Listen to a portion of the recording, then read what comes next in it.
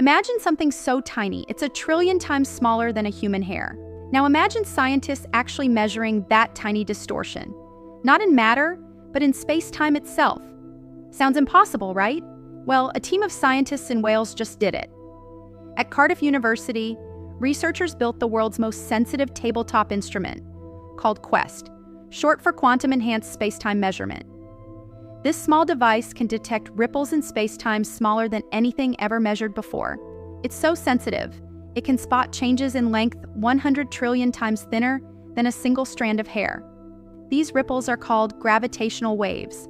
First predicted by Einstein over a century ago, we've already detected big ones coming from black hole collisions using giant observatories like LIGO.